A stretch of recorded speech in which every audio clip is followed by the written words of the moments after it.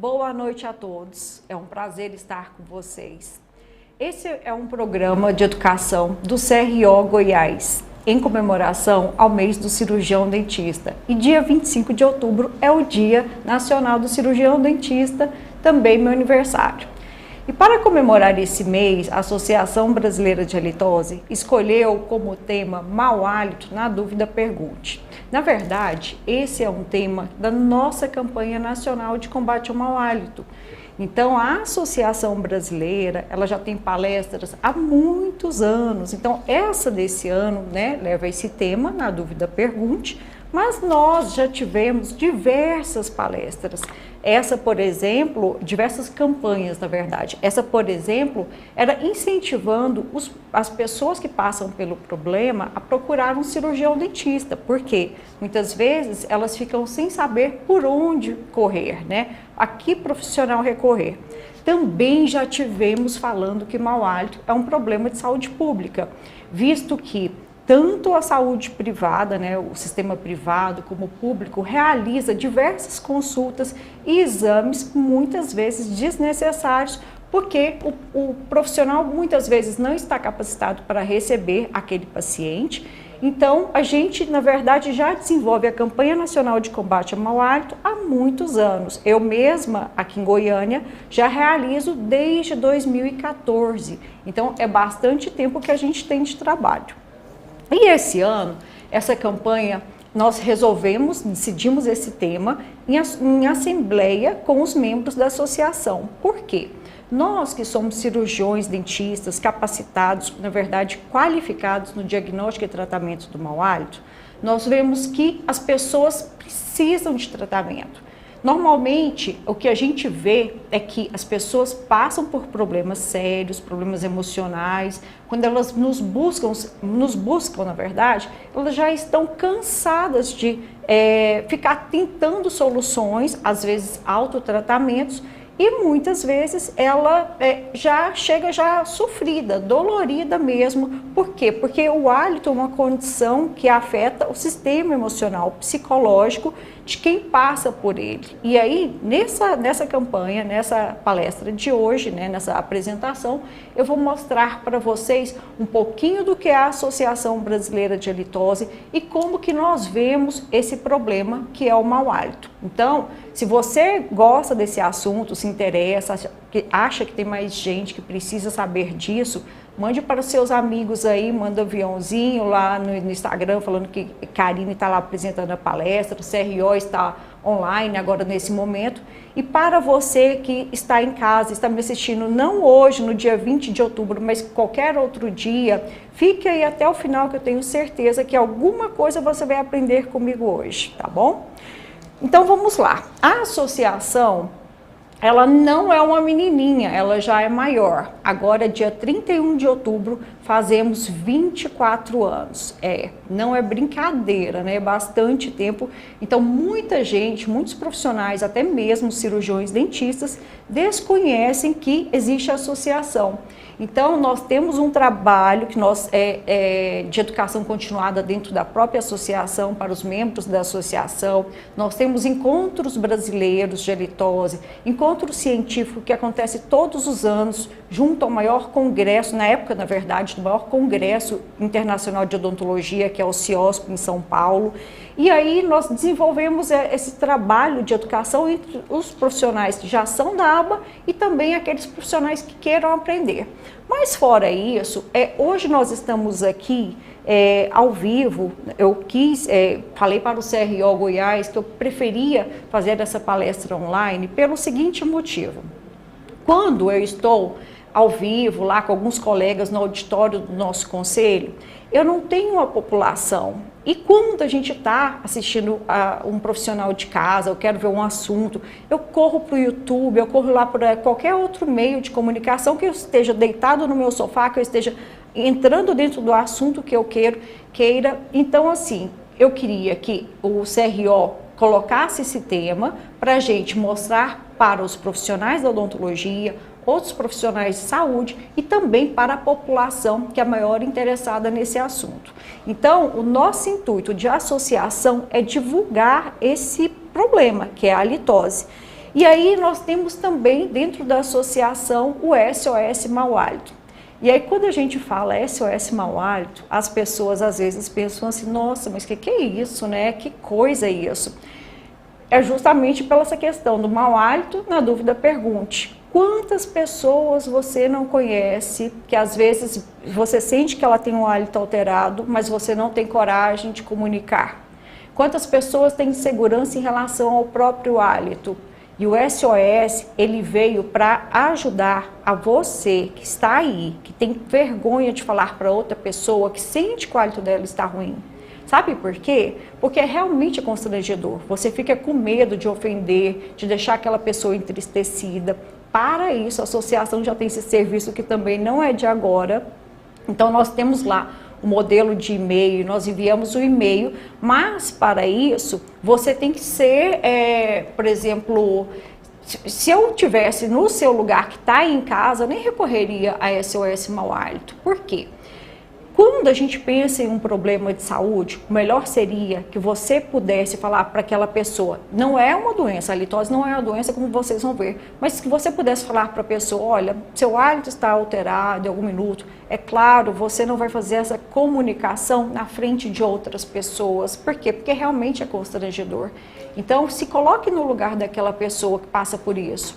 Como você gostaria de ser alertado? Você gostaria de receber essa notícia por um e-mail da Associação Brasileira? Ou você gostaria de receber essa notícia por um ente querido? Seu marido, seu filho, um amigo de trabalho? Bom, se fosse eu preferiria receber por uma pessoa que está próxima de mim, que, na verdade, a gente tem que ter uma certa liberdade para abordar esse assunto. E a halitose, na verdade, ela é definida como uma alteração do ar que é expirado tanto pela boca, ou pelo nariz, ou pela boca e pelo nariz. E aí, na verdade, esse hálito, ele se mostra como ofensivo. Ofensivo por quê? Porque é ruim. Então, o mau hálito, por exemplo, às vezes a gente fala assim, Karine, mau hálito é só aquele cheiro ruim, como se fosse de coisa podre, como as pessoas dizem, de cocô, de alguma coisa assim semelhante a odor muito desagradável. Não. Às vezes o odor de cigarro, o odor de um alimento, de um medicamento, também é considerado mau hálito.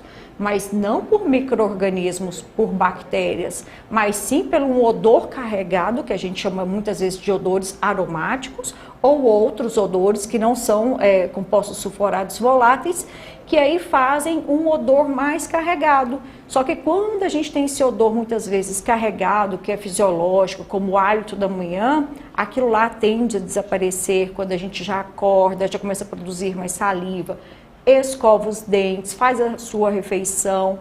Então, a gente tem essa condição de passar por um processo fisiológico, adaptativo, patológico. E quando a gente diz patológico, não é o mau hálito que é patológico.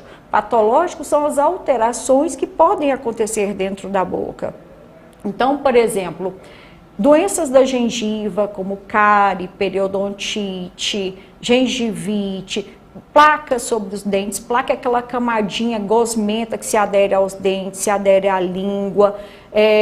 Então, isso aí tudo, vários são os fatores que podem fazer a halitose de alguma decorrência de alguma patologia bucal ou até mesmo de alguma patologia dentro do nosso organismo, dentro do nosso sistema. Então, a halitose é o nome científico que a gente dá para o conhecido mau hálito. Então, assim, muitas vezes as pessoas ficam até brincando, né? Arrumam um monte de nome, palavras ofensivas. E nós sabemos que essas palavras ofensivas, como às vezes as pessoas se referem assim, porque parece que morreu, boca de cadáver, boca de esgoto, alguma coisa do tipo, isso não é a forma que a gente possa fazer de bullying, de brincadeira. Você deve evitar fazer isso. Sabe por quê? Porque tanto eu, que sou profissional qualificada nesse assunto, quanto você que está aí do outro lado, você pode passar por isso. Mesmo saudável, sabe o que a gente vê? Muitas vezes a pessoa tem uma boca extremamente bacana, sem problema nenhum, mas um pequeno desequilíbrio faz um mau hálito, enquanto outras não têm. Então nós vamos ver isso mais para frente. Então sempre se coloque no lugar daquela outra pessoa que você está sentindo que o odor dela está carregado. Então a halitose ela não é uma doença, ela só indica que tem algo errado no nosso organismo, que na verdade, normalmente, na maioria das vezes, em mais de 90% dentro da boca. E quando a gente diz, a halitose é um sinal, é um sintoma, o que seria? Bom, ela pode ser as duas coisas. Sinal é quando, é o que eu, Karine, chamo de halitose clínica. A halitose clínica ou objetiva é quando a gente realmente tem a alteração do odor expirado pelo nariz e pela boca, que é detectado também por alguns aparelhos, em avaliação na sua casa com alguém, ou também pelo profissional que vai fazer o seu atendimento. Então, essa real situação é uma halitose clínica. Já a halitose subclínica é quando, ou subjetiva, também conhecida assim, é quando a pessoa ela sente que tem um mau hálito, mas nenhum detector, nenhum monitor de hálito consegue verificar. Eu, às vezes, no consultório não consigo, outros colegas também não conseguem, e ninguém do convívio daquela pessoa nunca falou. E aí a pessoa se preocupa muito, exageradamente com essa situação e acredita que o hálito dela é ofensivo, que incomoda onde quer que ela vá, que ela não pode respirar direito. Então ela, muitas vezes, prende a respiração, muitas vezes ela conversa de boca mais fechada. Para quê? Para evitar ou de cabeça baixa, ou vira na hora que vai conversar, ou muitas vezes nem conversa, achando que o hálito dela, que ela sente sim, mas que o hálito dela não é percebido, mas que precisa de um tratamento também essa pessoa. Então a gente considera a halitose, né, como sinal, sintoma, ou seja, a halitose clínica e subclínica. E por que a gente às vezes tem vergonha? Por que a gente deveria falar sobre o assunto mau hálito, né? Sobre a halitose? Bom, essa questão que pode mostrar para a gente que tem um desequilíbrio não são raras. Por exemplo, às vezes a gente recebe, nós cirurgiões dentistas da Associação Brasileira de Halitose, recebemos pacientes que estão com doenças, por exemplo, periodontais, de gengiva, de suporte ósseo, ou seja, tudo que envolve o que segura o dente lá dentro do osso se chama periodonto. Então, muitas vezes, o risco, porque o mau hálito, ele pode passar se você fizer, ele passa se você fizer o tratamento, se seguir à risca todas as orientações, fizer acompanhamento, mas e aí? Se você já chega no estágio avançado de uma doença periodontal, por exemplo, você pode perder o dente.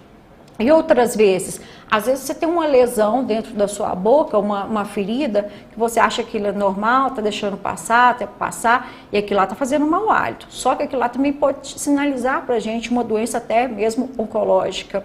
E a cárie muitas vezes pode ser uma doença oculta, as reabsorções das raízes dos dentes. Então tem várias situações. O mau hálito, na verdade, ele é o menor dos problemas quando a gente pensa em saúde bucal, quando a gente pensa que eu posso perder um dente, eu posso ter uma lesão muito mais séria. Então a gente tem que ter essa condição, ter essa noção que a gente precisa equilibrar o que está em desequilíbrio, né? Ou seja, o que está numa desbiose, a gente precisa levar para dentro da normalidade. E também as alterações de comportamento, essas sim são as mais sérias, que são dos que a gente chama de halitose subclínica. Quando a pessoa começa a desenvolver essas alterações comportamentais, de medo de se relacionar com qualquer pessoa que se aproxime a 70, 80 centímetros, que não pode ter relacionamento com outra pessoa, que ela não pode ter um emprego, que ela evita se relacionar, por exemplo, dentro de uma sala que tem outra pessoa para trabalhar com ela. Então a gente tem desequilíbrios seríssimos em relação a essas condições comportamentais. E aí a qualidade de vida vai abaixo, é ladeira abaixo todos os dias. E a gente vê, E a gente vê também que quando a qualidade de vida cai, não é só a qualidade do hálito que cai, é a qualidade em geral. A pessoa ela fica mais depressiva, o sistema começa a baixar a imunidade, a pessoa às vezes ganha um pouco mais de peso. Então é uma qualidade de vida geral, o bem-estar fica bastante comprometido. E aí, quando a gente fala em números, o que que a gente tem? 30% da população brasileira passa pela situação da halitose. Quantas pessoas são, segundo o último censo que está aí para vocês? 68,8 milhões de brasileiros. É muita gente. É por isso que isso aqui, essa campanha já foi tema nosso. A gente deveria enxergar a halitose como um problema, é um problema sim sério, como eu disse, que leva a consequências comportamentais, a desequilíbrios de bem-estar, desequilíbrio geral de qualidade de vida. E aí, quanto que o sistema público vem gastando com exames de alto valor, como ressonância, tomografia, quando muitas vezes o paciente precisa de uma pequena alteração para controlar a qualidade do hálito dele. Então, praticamente 70 milhões de pessoas não é brinquedo, né? E aí o mau hálito é um problema que é invisível, que é silencioso, mas que é devastador à nossa saúde psíquica e emocional. Já dizia, né? Aliás, a Folha de São Paulo disse isso. E Drauzio Varella, que é referência aqui no Brasil, né? Um médico que é respeitada aí no meio dele, dentro da área da saúde, ele fala pra gente que o cheiro ele é tão ligado às emoções, né, o hálito desagradável pode causar até repulso, afastamento e pode ser até irreversível entre os casais. E a gente vê isso mesmo, e isso é complicado superar isso aí, pode às vezes, muitas vezes ser necessário tratamento com psicólogo, psiquiatra.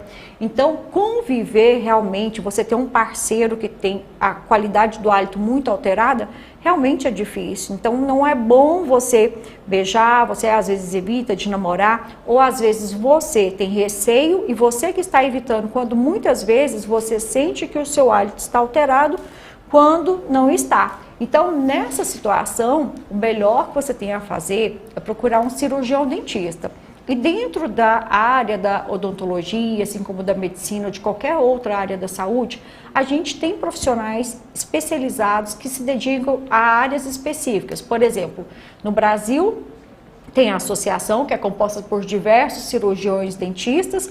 Então, esses profissionais se qualificam diariamente, se qualificam todos os anos para se manter atualizados sobre o assunto mau hálito. Já outros colegas estudam implantodontia, a cariologia, que é a doença cárie, as doenças periodontais, então os tratamentos de canais. Então nós temos diversas áreas. Então quando você passa por um problema que você precisa de ajuda nessa situação, você precisa procurar o cirurgião dentista, de preferência qualificado no diagnóstico e tratamento do mau hálito. Por quê? Porque muitas pessoas não sabem que tem o mau hálito. Mas Karine, como que é isso? Como é que não sabe que tem um mau hálito, né? Como é que pode uma coisa dessa? É verdade. Infelizmente, o nosso olfato se adapta a qualquer odor. Então a gente não tem clareza.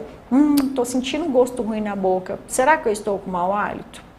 E aí, às vezes você fica preocupada com aquilo, chupa muito chiclete, muita balinha, toma muito café, bebe muita água.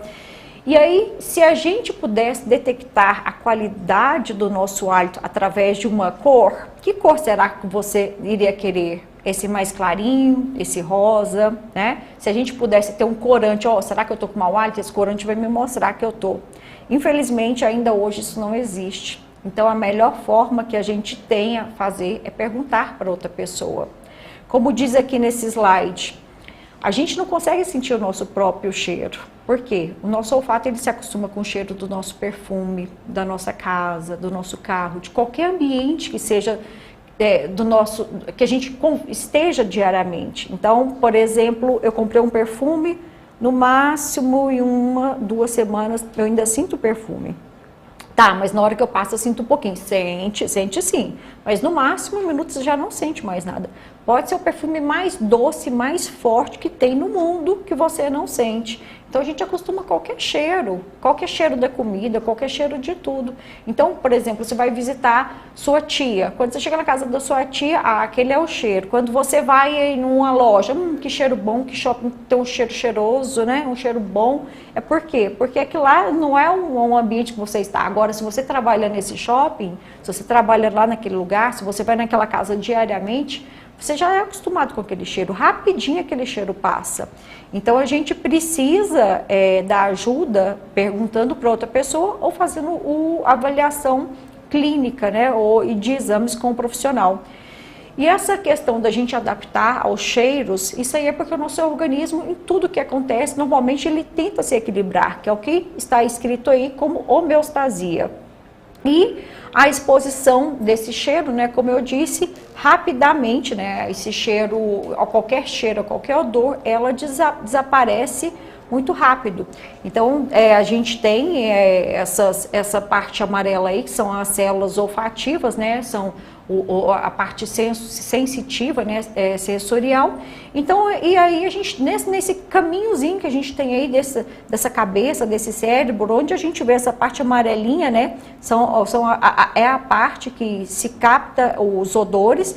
Então, tanto você sentindo pelo nariz ou sentindo pela boca, essa parte branca que você enxerga é o céu da boca, é o osso, a vermelha mais abaixo um pouco, isso é a língua. E esse corredor lá atrás é o que a gente chama de rinofaringe, que é a parte mais superior, orofaringe, que é a parte mais baixa, que é que tem comunicação com a boca. Então, nessa parte mais avermelhada ali, mais gordinha ali do fundo, que está lá atrás mesmo, para saliva, resíduo alimentar, placa bacteriana, micro-organismos. Então, nessa região, o gostinho fica mais acentuado, o gostinho ruim, quero dizer. A saliva fica mais paradinha ali também, né? Uma área que tem menos oxigênio, que as bactérias que fazem a litose amam, porque elas não precisam de oxigênio para sobreviver.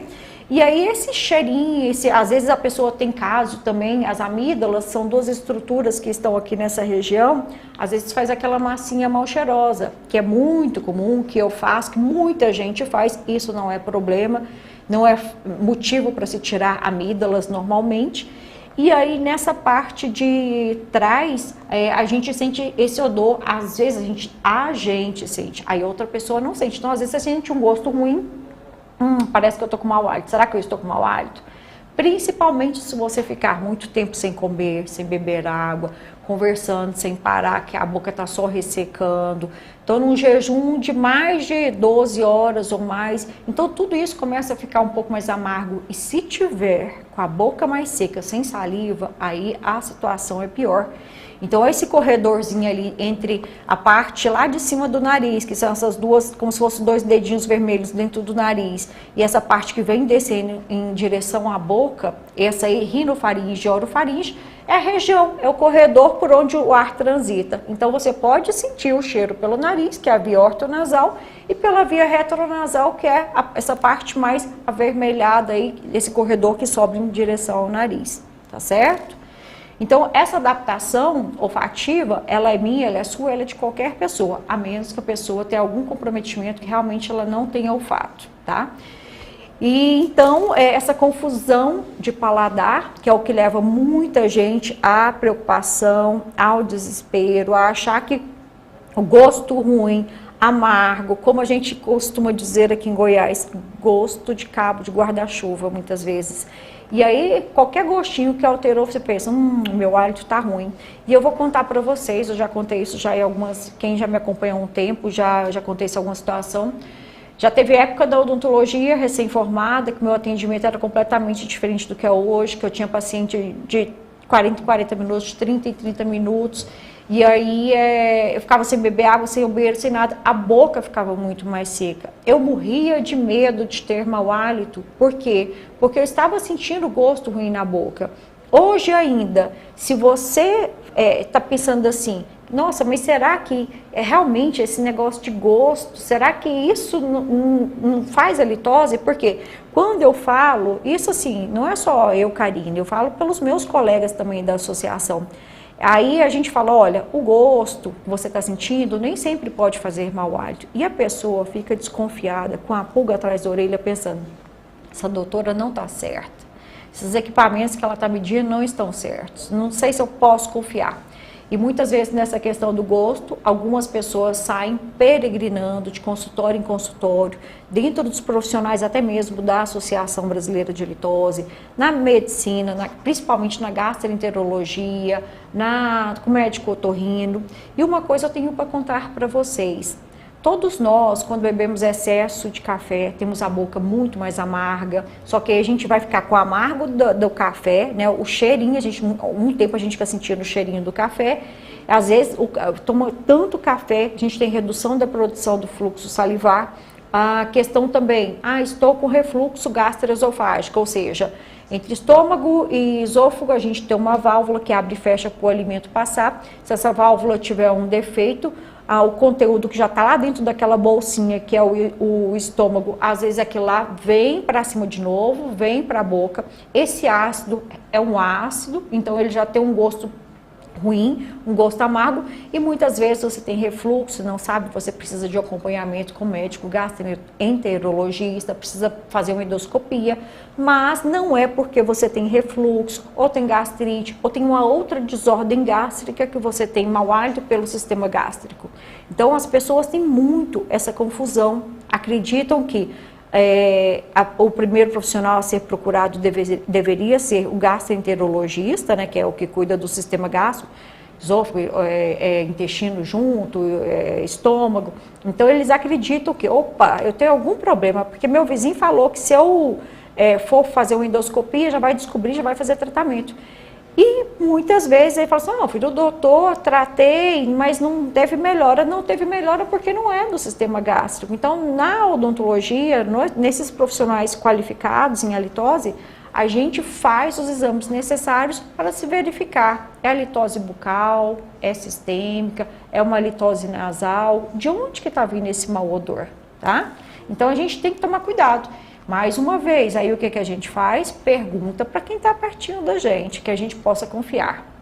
E aí, a questão dessa boca seca, muitas vezes, do gosto amargo, do gosto ruim, a pessoa acha que a boca está sempre suja. E realmente, se o fluxo salivar, ou seja, a saliva não está protegendo a boca, a língua, as mucosas, mucosa da boca, é a pelinha da boca. Sabe quando a gente toma sol e descasca, que lá não é a pelinha que você tem? Então, da boca também descama. Só que se a gente toma uma descamação excessiva, a gente tem mais adesão dessa descamação sobre as estruturas dos nossos dentes, sobre a nossa língua, às vezes na nossa garganta, na nossa amígdala. Então, a gente tem que tomar cuidado com isso, porque muitas vezes a pessoa desenvolve praticamente um transtorno obsessivo compulsivo, que é o toque escovando exageradamente os dentes e a língua. Muitas vezes as pessoas dizem, nossa doutora, chega a sangrar a minha língua. Gente, tudo que eu conto aqui, não é só comigo aqui em Goiânia que acontece no meu consultório, das minhas outras colegas daqui de Goiânia, dos meus outros colegas das diversas regiões do Brasil. Então, a gente precisa fazer esse controle do biofilme, que é a placa sobre a língua, a placa bacteriana lingual, das doenças da gengiva, a manutenção preventiva para se evitar a cárie, a gengivite, ela é fundamental, o uso de produtos corretos. Então, você tem que perguntar se seu profissional esquecer de te oferecer possibilidades sobre cremes, escovas, fios ou fitas dentais. A questão do cásio, a saliva tem uma certa influência sim, porque quanto mais saliva e de boa qualidade você tem dentro da sua boca, mais ela vai te proteger a sua boca.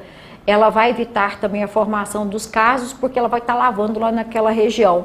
No entanto, se você tem as criptas, que são os buraquinhos das amígdalas muito acentuados, resíduo alimentar, saliva, micro-organismo, tudo, esse refluxo, se você tiver refluxo, pode vir tudo se depositar e fazer essa massinha mal cheirosa que se chama cásio amidaliano, semelhante a uma estrutura, um pedacinho de queijo, né?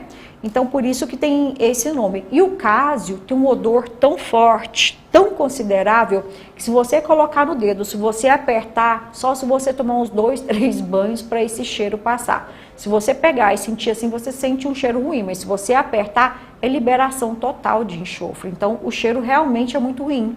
E se a pessoa tem os cásios constantes, parado muito tempo lá nesse buraquinho que é a cripta, às vezes ela sente o gosto ruim, aí ela acha que o hálito está alterado.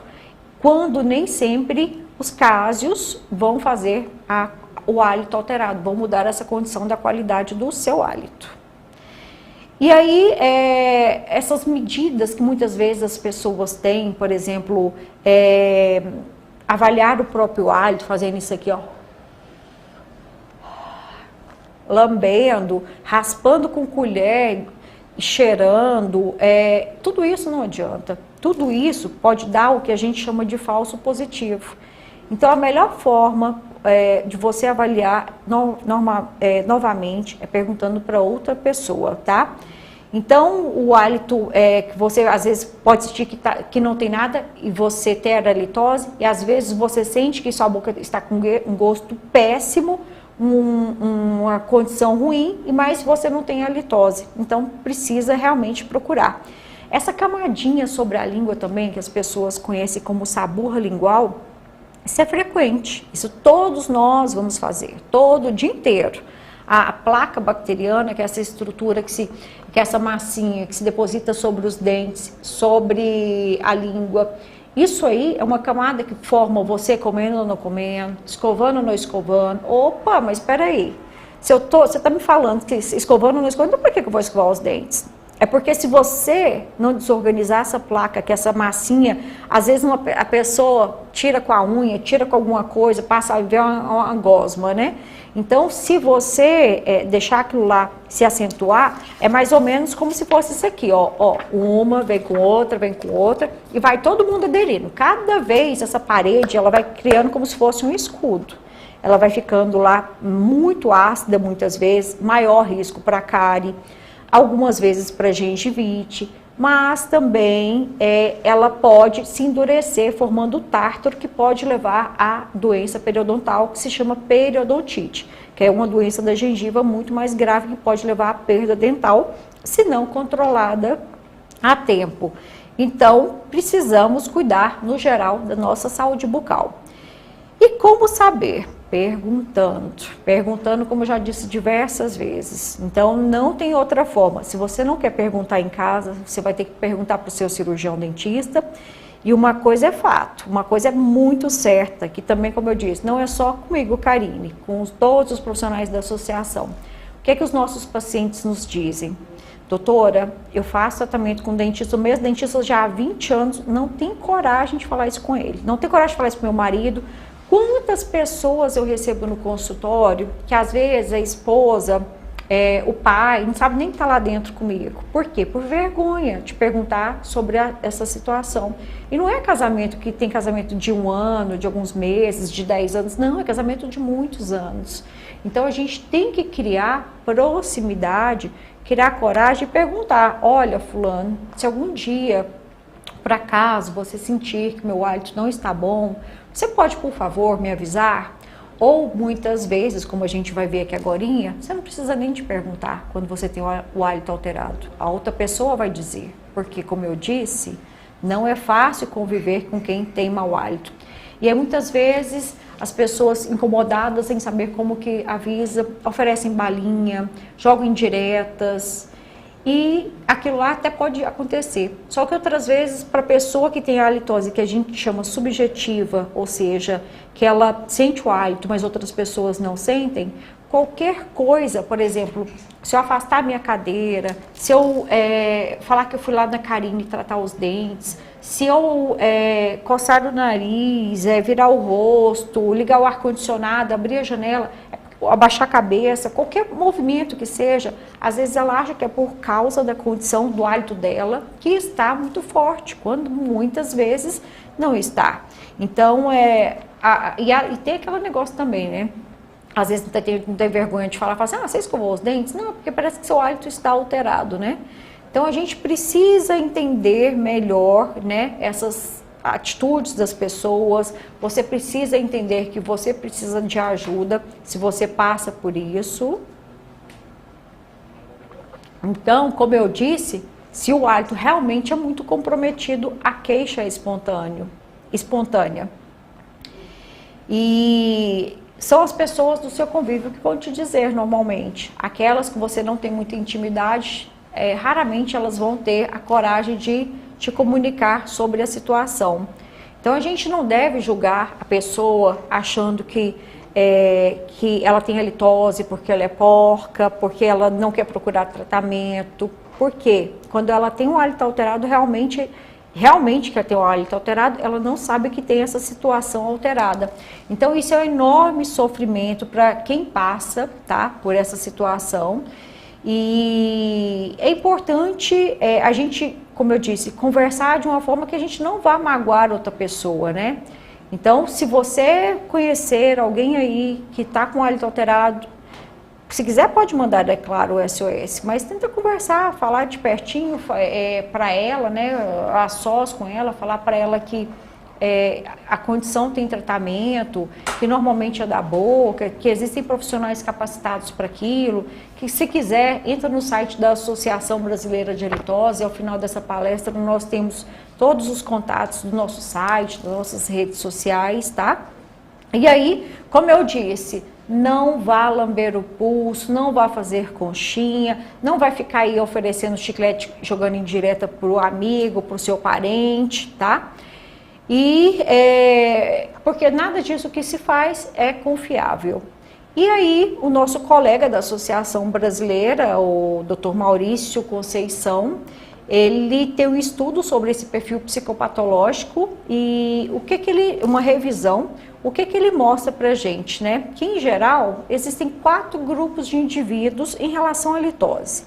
Os que têm halitose e não sabem, os que têm halitose se preocupam, não se preocupam, os que têm halitose sabem que tem e se preocupam, os que têm halitose e acreditam que tem. Então, assim, um ele tem, mas não sabe que tem. O outro ele tem, mas não se preocupa. O outro ele não tem e, aliás, o que tem halitose sabe que tem e se preocupa, né? Que é o terceiro caso. Ele tem, sabe que tem e se preocupa. E os que não têm halitose, mas acreditam, eles, na verdade, sentem que tem. E aí, nessa revisão dele, os pacientes que têm halitose e não sabem, e os que têm e não se preocupam, não desenvolvem alterações comportamentais significativas, mas de uma certa forma desenvolvem, mas não tão severas, por não terem consciência de seu problema ou por não levarem um assunto a sério. Entretanto, os grupos 3 e 4, que representam a grande maioria de pacientes, têm queixa em ter halitose e tendem a desenvolver muitas alterações comportamentais. Então, esse 3 e o 4 é o que tem, que sabe que tem e que se preocupa. E então fica assim, nossa, será que realmente está bom? Será que o produto que eu estou usando está servindo? Será que minha saliva está boa? Então, às vezes, ele está já tratado, ele já está bem acompanhado, mas muitas vezes ele ainda é muito inseguro em relação à qualidade do hálito.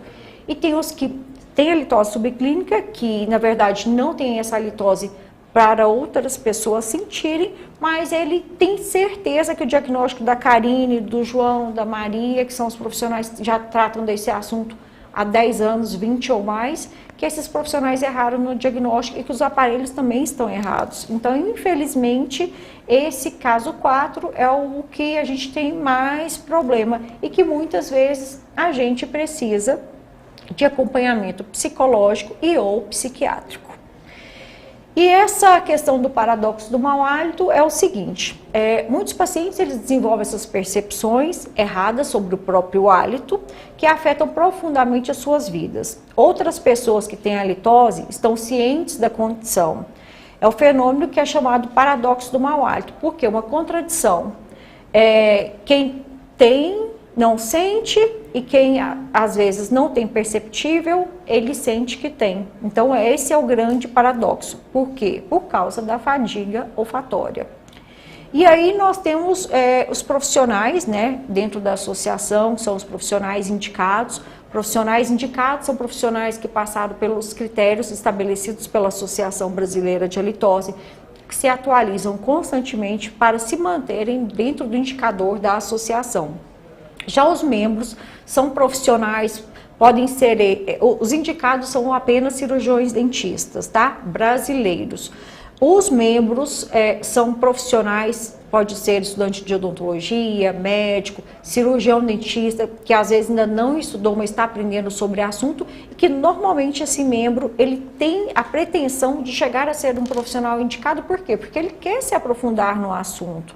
Então isso é muito importante. Então a gente tem em diversas cidades do Brasil, praticamente em todos os estados, e aí estamos lutando ainda hoje por uma habilitação em odontologia. A habilitação seria o reconhecimento para a gente poder registrar dentro dos nossos conselhos essa área como uma área do cirurgião dentista. Então, se Deus quiser, em breve a gente tem esse reconhecimento. E aí a gente tem esses profissionais que podem fazer um diagnóstico preciso e o tratamento correto. E aí agora é com vocês. Eu não sei qual que é a dúvida, é claro, essa é uma palestra bem leve, voltada para você, profissional, que muitas vezes não sabe como a que profissional recorrer, não sabe, tem dúvida, insegurança sobre a qualidade do seu hálito. Às vezes você gostaria de receber uma ajuda, mas não sabe como poder ajudar outra pessoa. Então é para isso que nós estamos aqui, para esclarecer as suas dúvidas. E se a gente tiver as dúvidas aí, Estevão, você pode me passar, por favor? E olha a canequinha linda que eu ganhei do CRO, do dia 25, dia do cirurgião dentista.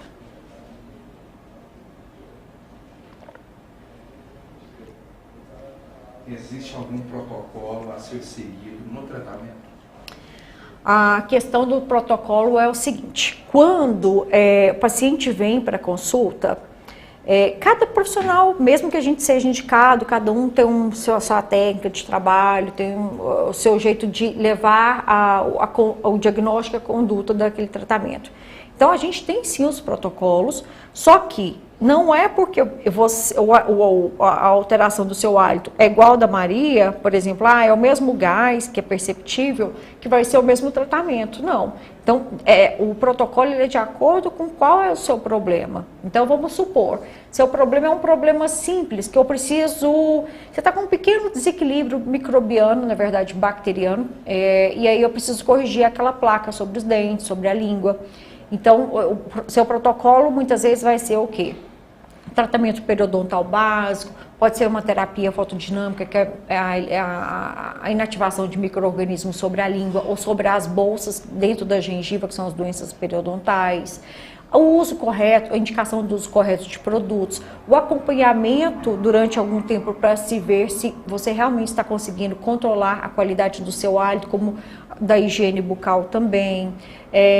Agora, outras situações a gente precisa intervir, vamos supor, em troca de prótese, substituição de restaurações, tratar a cárie, tratar doença periodontal mais severa, tratar canal, fazer cirurgia, extração de siso algumas vezes. Então, cada caso exige um protocolo e o protocolo pode variar um pouco entre um profissional e outro. Probiótico oral ajuda na lipase? Sim, ajuda. Ajuda porque probiótico é para controlar os micro-organismos do nosso corpo. Então, quando a gente toma um probiótico, normalmente ele não age só na boca ou só no intestino, ele age no organismo inteiro. Só que probióticos, como esses dias eu vi algum profissional da saúde falando na rede social, não, você pode tomar isso, isso e isso, né? cepa tal de probiótico. Não é bem por aí. O probiótico ele precisa ser prescrito, tem que se estudar muito para isso, para você entender o que o profissional precisa estudar para entender o que ele vai administrar no paciente dele. Não é de forma, fechei os olhos, joga que vai resolver, não é assim. Mas ajuda sim, inclusive dentro da associação nós temos colegas que fazem a prescrição dos probióticos e ajuda na forma geral, né? Principalmente na saúde intestinal. Limpador lingual, a senhora indica? Sim, nós temos algumas situações dentro do Brasil, a realidade socioeconômica, né? Então, por exemplo, às vezes a pessoa não tem condição de comprar um limpador de língua. Então, não é por isso que ela vai ficar com mau hálito. Ela pode sim limpar a língua com a mesma escova que ela usa para limpar os dentes. Qual que é a diferença? O limpador de língua, normalmente ele é estreitinho. Então, por ele ser estreito, ele não toca no céu da boca, ele tem o formato certo do que seria o ideal para limpar a língua. Então, é muito bom, sim, o limpador de língua. A gente tem limpador de língua de plástico, a gente tem limpador de língua com cerdas, a gente tem limpador de qualquer jeito. Então, assim, quem vai prescrever, o melhor limpador é o profissional que te atende. É claro, Karina, eu não posso ir ainda, por enquanto, no profissional Vê aí na farmácia que você vai, um limpador que você acha que não vai machucar a sua língua. Se o limpador machucar a língua, você tem que suspender o uso desse limpador. Então, você pode limpar tanto com escova quanto com limpador, que vai dar certo, vai ficar tudo bem. Não limpa com colher, com nada mais. É limpador ou escova de dentes. Karine, quero usar algum produto para limpar a língua. Passa o creme dental? Não precisa de creme dental sobre a língua, não precisa e não deve. Tem produto específico para limpar a língua? Tem, só que cada caso é um caso, então prescrição a gente não faz de forma online, não tem como saber, então você precisa de consulta presencial para o profissional fazer a indicação certa, assim como de escova de dente, de fita dental, de creme dental, de enxaguante bucal, de tudo que se relaciona à nossa saúde bucal em geral. Só isso?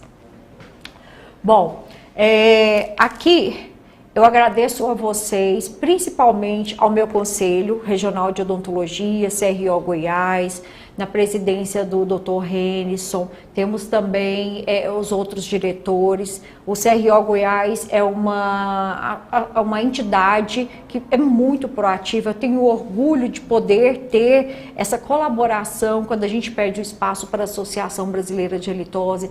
Nós vemos que realmente é um conselho diferenciado, da qual, como eu disse, tenho orgulho em fazer parte. Agradeço a todos que são da Associação Brasileira de Halitose, que se não me ouvir agora, provavelmente vão me ouvir depois, os nossos colegas, a diretoria, a doutora Nelisa da Silva, que foi quem desenvolveu essa palestra, ao nosso marketing, o marketing da Associação Brasileira de Halitose, conectivamente, Carmen, Jobim e Gabi, muito obrigada. Na verdade, eu achei essa palestra mais linda de todos os tempos.